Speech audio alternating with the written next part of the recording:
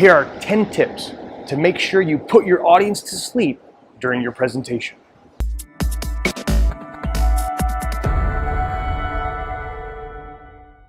Have you ever taken a nice little nap during somebody's presentation because it was a sleepy one? Well, attention speakers, here are 10 ways that you can make sure to put your audience to sleep while you're on stage. Step 1, make sure your material is dry, boring, and academic. Try to use big words that most of the people in the audience have no idea what you're talking about. That always works. Step 2, don't use any explanations, illustrations, or photos to help those who can't understand what the heck you're talking about understand. Number 3, schedule your presentation to take place at the end of a very long day or right after a really big meal. Yeah. Number 4, speak softly and avoid using any kind of inflection in your voice. Stay monotone. That always helps.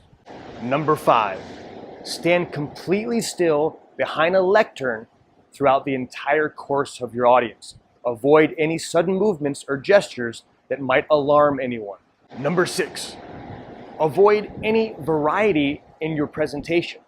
For example, you're not going to want to change from talking to pointing to a PowerPoint or using a visual aid.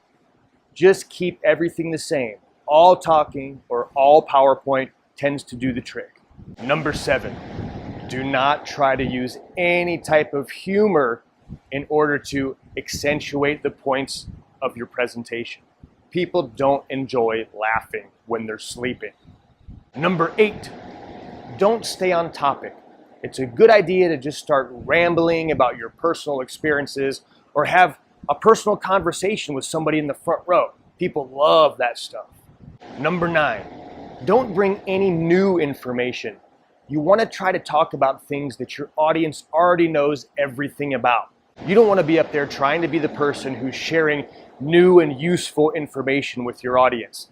That would be a little bit too helpful. And number 10, hand out very, very detailed handouts and then stand there and go through everything that's on the handout. Make sure you don't talk about anything that's not on the handout. For best results, you should hold a copy of the handout yourself and simply read it to your audience while they follow along. That's a good one.